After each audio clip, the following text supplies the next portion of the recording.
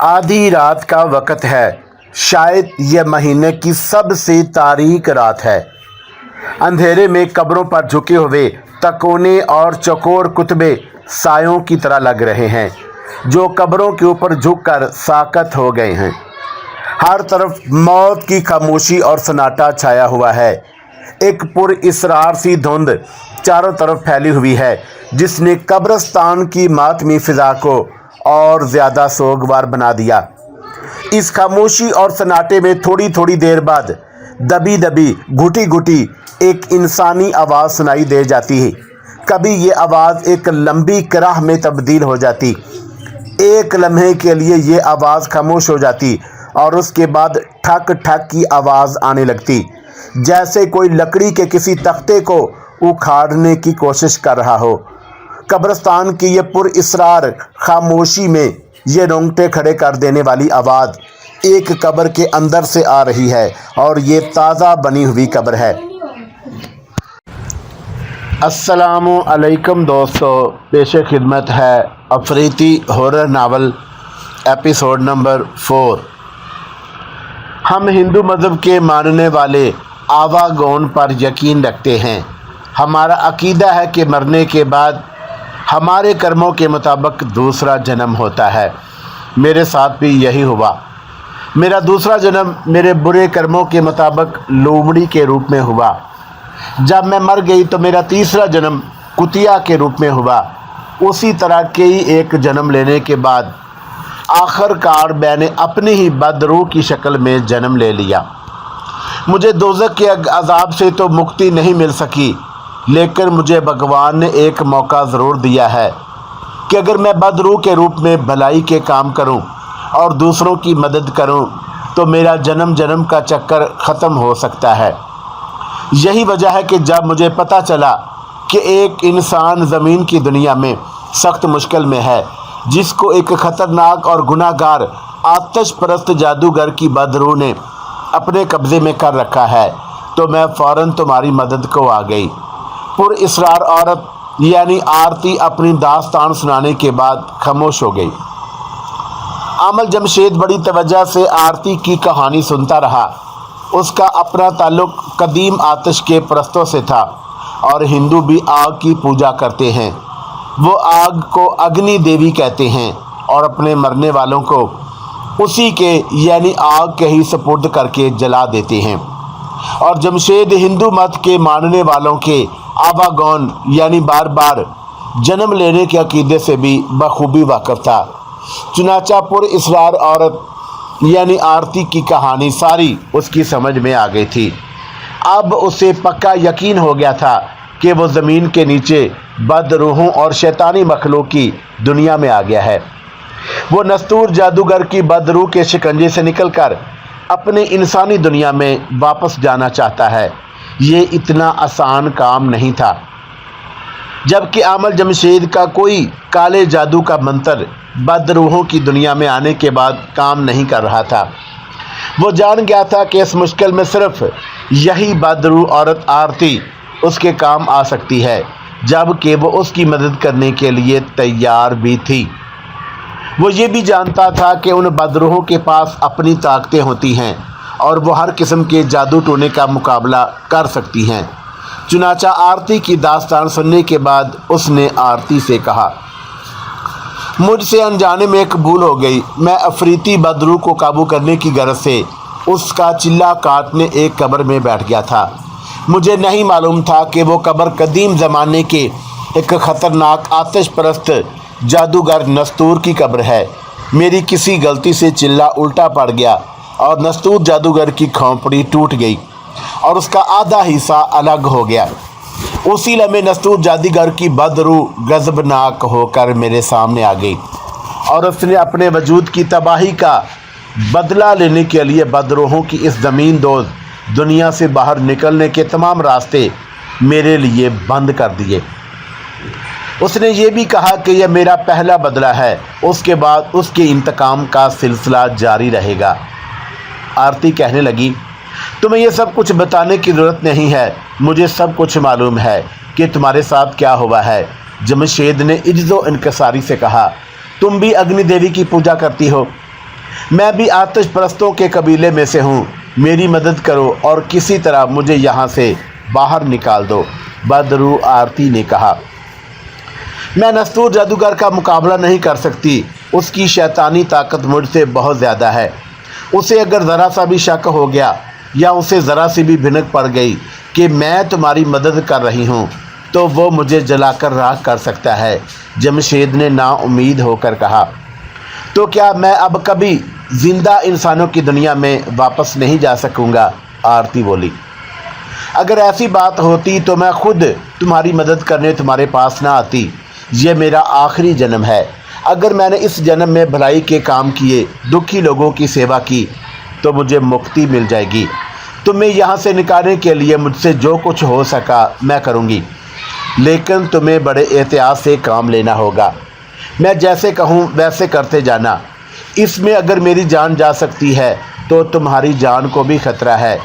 नस्तूर जादूगर फिर तुम्हें ज़िंदा नहीं छोड़ेगा।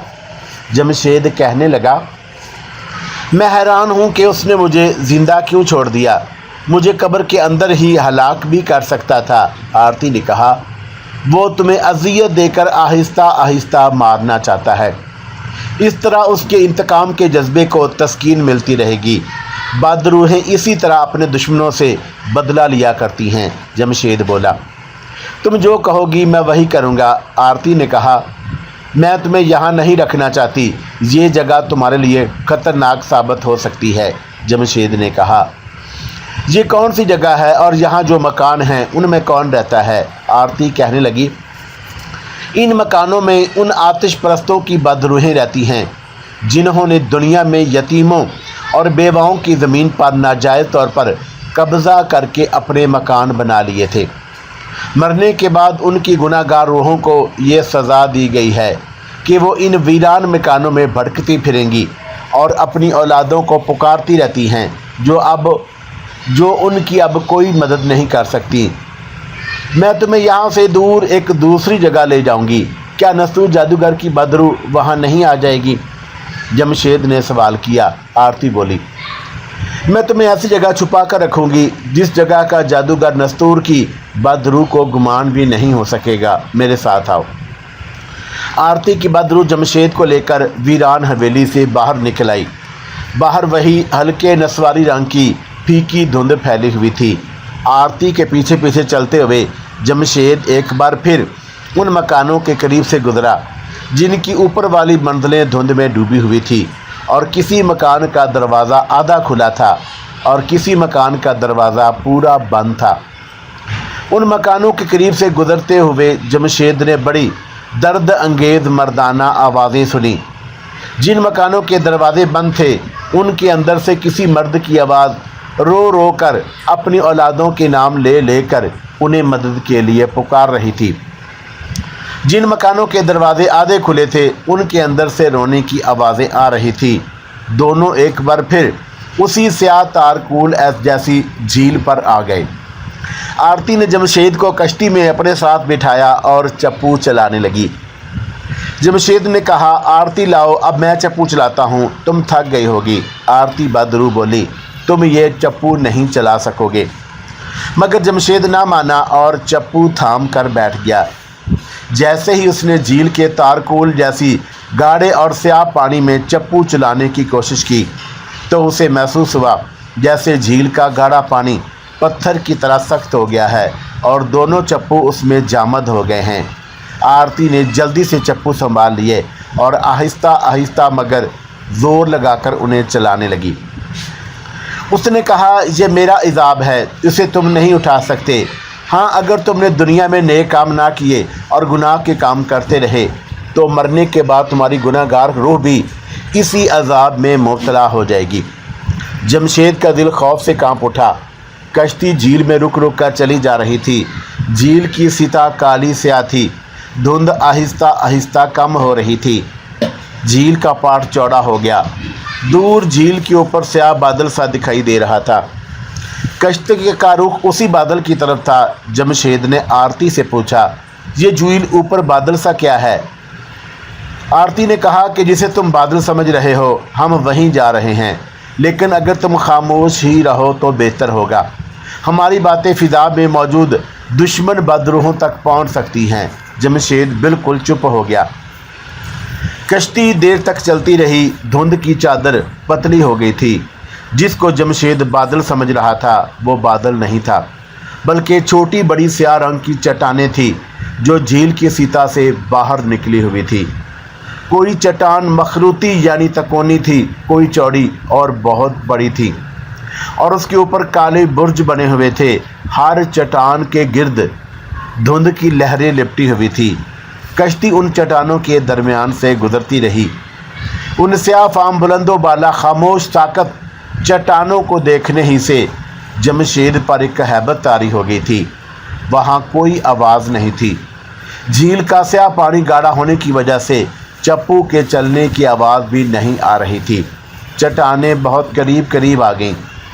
ان کے درمیان کالے پانی کی گلیاں سی بن گئی تھی۔ کتنے ہی ہیبت ناک چٹانوں کے درمیان سے گزرنے کے بعد آرتی کشتی کو ایک بہت بڑی چٹان کے عقب میں لے آئی۔ ایک سیاہ فام چٹان کی چوڑی دیوار جھیل میں سے نکل کر بالکل سیدھی اوپر تک چلی گئی تھی۔ چٹان کے اوپر 2-3 برج جمشید کو نظر آئے۔ یہ برجوں والی چٹان تھی۔ چٹان کے عقب میں جھیل کا پانی ایک بہت بڑے غار میں داخل ہو گیا تھا۔ آرتی کشتی کو غار کے اندر لے گئی۔ غار ایک کشادہ سرنگ کی طرح تھا جس کی دیواروں میں سے سیاہ پانی رس رہا تھا اور اس کے موٹے موٹے قطرے پانی میں ٹپک رہے تھے۔ کشتی آہستہ آہستہ غار کے اندر بڑھ رہی تھی۔ ایک جگہ اسے اچانک کسی عورت کی تکلیف دہ چیخ کی آواز بلند ہوئی۔ جمشید سہم گیا۔ وہ آرتی سے اس چیخ کے بارے میں پوچھنے ہی والا تھا کہ آرتی نے اپنے ہونٹوں پر انگلی رکھ کر اسے چپ رہنے کا اشارہ کیا۔ چیخ کی آواز غار میں کچھ دیر تک گونجتی رہی، پھر غائب ہو گئی۔ کشتی غار کے اندر ایک ایسی جگہ پر آ گئی جہاں غار کی دیوار میں گول شگاف بنا ہوا تھا۔ اس شگاف کے باہر پتھر کی سیڑھیاں تھیں جو جھیل کے سیاہ پانی میں اتر گئی تھی۔ آرتی نے کشتی ان سیڑھیوں کے ساتھ لگا دی اور آہستہ سے کہا، میرے ساتھ آؤ۔ شگاف کے اندر پتھروں میں چند قدم چلنے کے بعد دیوار میں ایک زینہ اوپر کو جاتا تھا۔ آرتی زینہ چڑھنے لگی۔ جمشید اس کے پیچھے تھا۔ زینہ تھوڑا سا گھوم کر اوپر جا کر ختم ہو گیا۔ آگے کالے پتھروں کی ایک تنگ سی چوکھٹ تھی۔ چوکھٹ کے پاس آ کر آرتی رک گئی۔ جمشید اس کے پیچھے تھا۔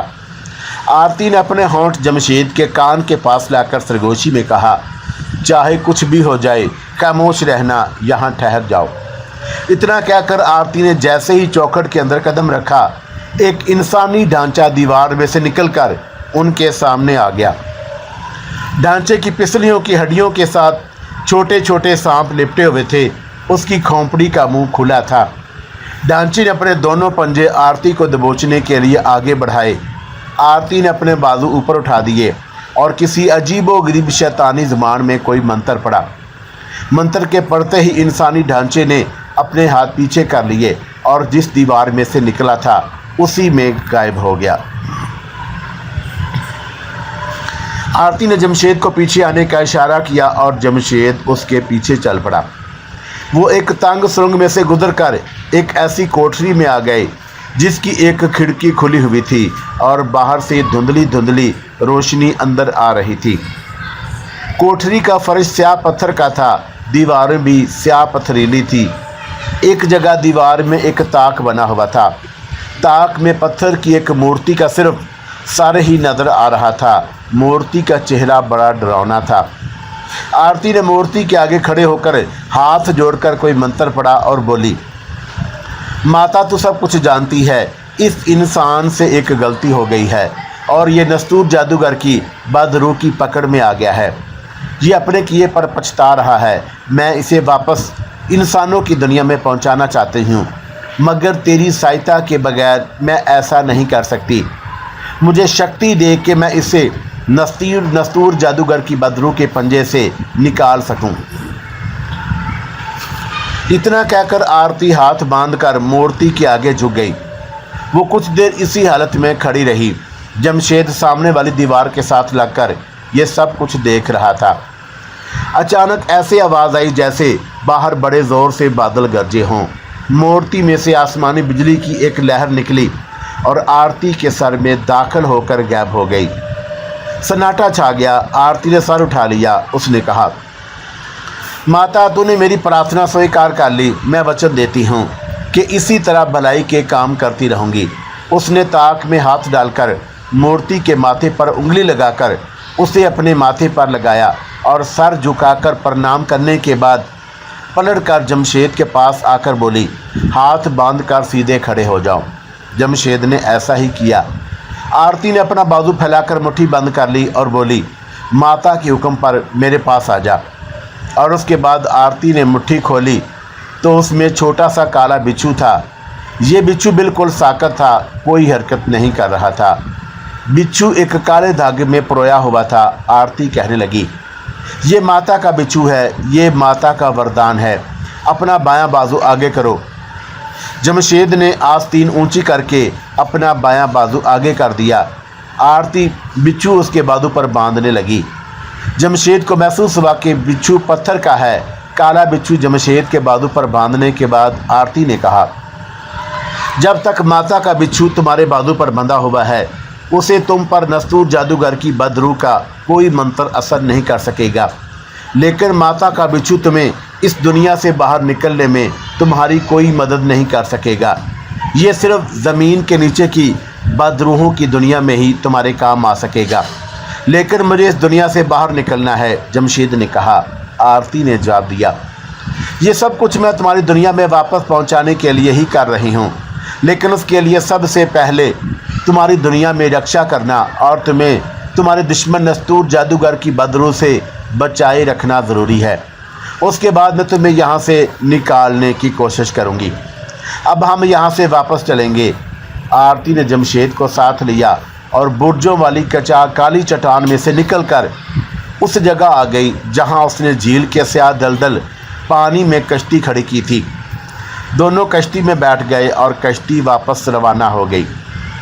जब वो स्याह चट्टानों में से निकल आए तो जमशेद ने पूछा, अब हम कहाँ जा रहे हैं? आरती ने कहा, मैं तुम्हें एक महफूज जगह पर ले जा रही हूँ जहाँ तुम उस वक्त तक रहोगे जब तक मैं वापस नहीं आ जाती।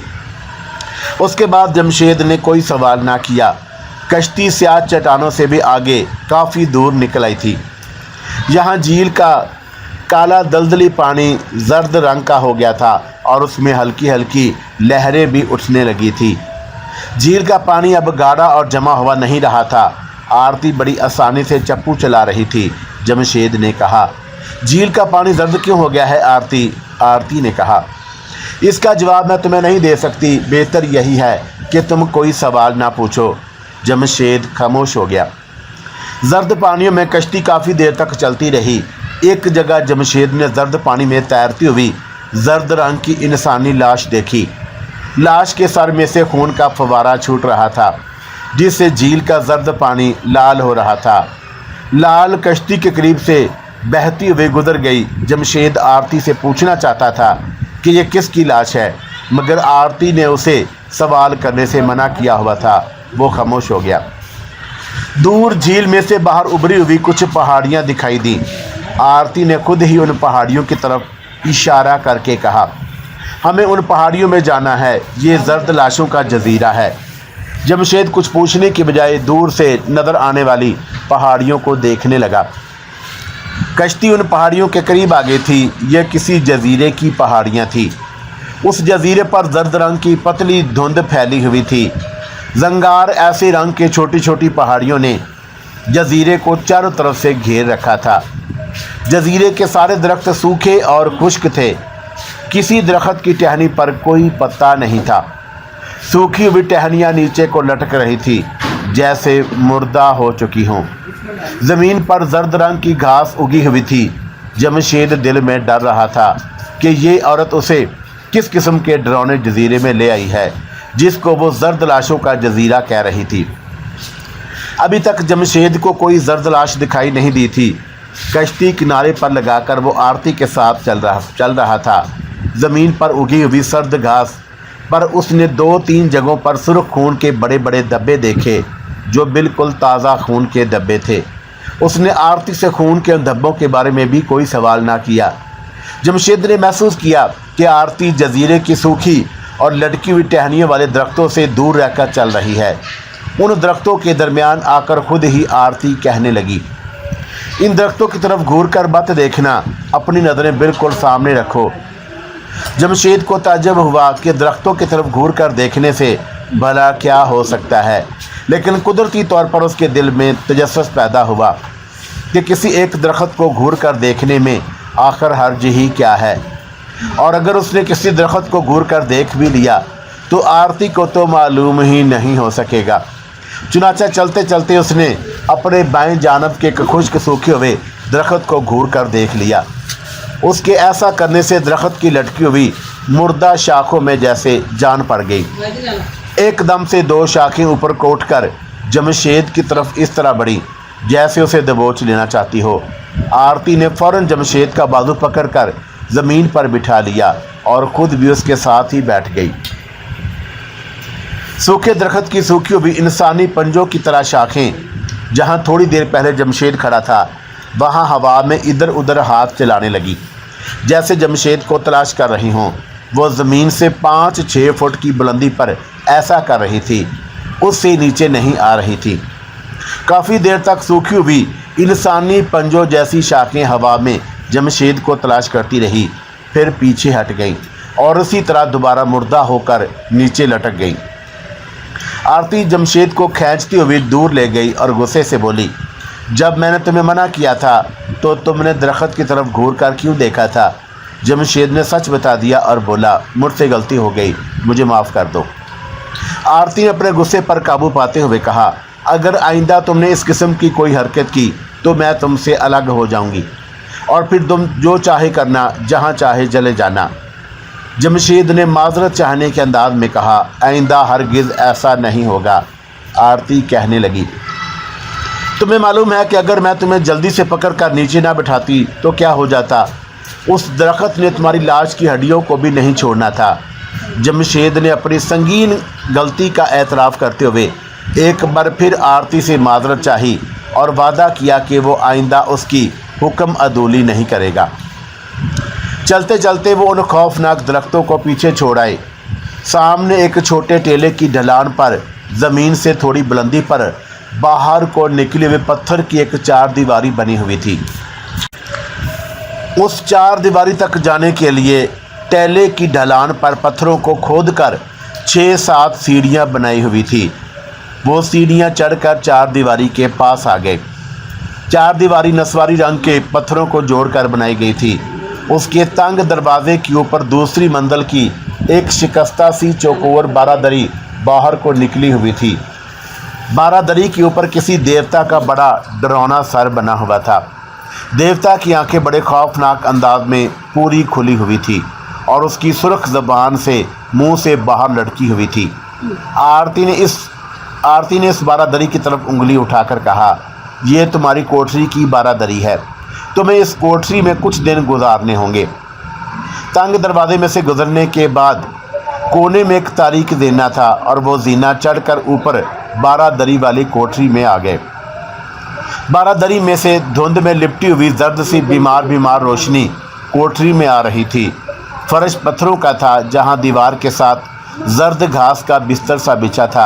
आरती कहने लगी, मैं तुम्हें यहाँ छोड़कर जा रही हूँ, मैं तुम्हारे ही काम के लिए जा रही हूँ। कब वापस आऊँगी कुछ पता नहीं, एक दिन में भी आ सकती हूँ और मुझे 1 माह भी लग सकता है, मगर तुम इस दौरान यहाँ से बाहर नहीं निकलोगे, बारादरी में भी नहीं जाओगे। मैं जानती हूँ कि बदरूहों की इस दुनिया में ना तुम्हें भूख प्यास महसूस होगी, ना नींद की ज़रूरत महसूस होगी, लेकिन मैं ये भी जानती हूँ कि तुम अभी तक इंसान हो, ज़िंदा इंसान, बदरूह नहीं हो। अगर इंसान होने की वजह से बहुत ही मजबूरी की हालत में तुम्हारा दिल बाहर जाने को चाहा, तो जब रात का अंधेरा चारों तरफ छा जाए तो सिर्फ थोड़ी देर के लिए तुम बाहर चले जाना, लेकिन 2 बातें याद रखना। एक तो अपने बाजू पर बंधे हुए माता के बिच्छू को देखकर तसल्ली कर लेना कि वो तुम्हारे बाजू पर ही बंधा हुआ है। दूसरा, उसकी चार दीवारी के करीब ही रहना। जजीरे के अंदर जाने का ख्याल भी दिल में मत लाना। अब मैं जाती हूँ। आरती जाते जाते रुक गई, जमशेद की तरफ देख कर बोली, इस चार दीवारी के दरवाजे के पट गायब हैं। दरवाज़ा दिन रात खुला रहता है। तुम्हारा इस कोठरी के दरवाजे के भी पट नहीं हैं। मैं एहतियात के लिए चार दीवारी के बाहर एक मंत्र फूंके जाती हूँ, मगर इस जजीरे की जर्द लाशें बड़ी ताकतवर हैं। यहाँ कुछ भी हो सकता है, मगर तुम्हें घबराना नहीं होगा। तुम्हारे पास माता का बिच्छू है, वो तुम्हारी रक्षा करेगा। ये कहकर आरती तो चली गई, मगर जमशेद को एक नए खौफ ने घेर लिया। ये खौफ उस जजीरे की ताकतवर जर्द लाशों का खौफ था। आरती ने साफ लफ्ज़ों में कह दिया था कि ये जर्द लाशें बड़ी ताकतवर हैं और यहाँ कुछ भी हो सकता है। माता के बिच्छू पर से उसका यकीन डगमगा गया था। हो सकता है माता का बिच्छू भी उसकी हिफाजत ना कर सके। आखिर वो पत्थर का बेजान बिच्छू ही है, वो उसकी हिफाजत क्या कर सका है। अगर ऐसा हो गया तो जमशेद को अपनी अज़ियतनाक मौत यकीनी नज़र आ रही थी और आरती का कुछ पता नहीं था कि वो कब वापस आती है।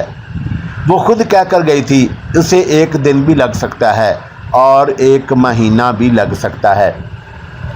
जमशेद को कुछ खबर नहीं थी कि बदरूहों की इसी ज़मीन दोस्त दुनिया का दिन कितना लंबा होता है और रातें कितनी लंबी होती हैं। जब से वो इस मनहूस दुनिया में दाखिल हुआ था, अभी तक दिन ही दिन था।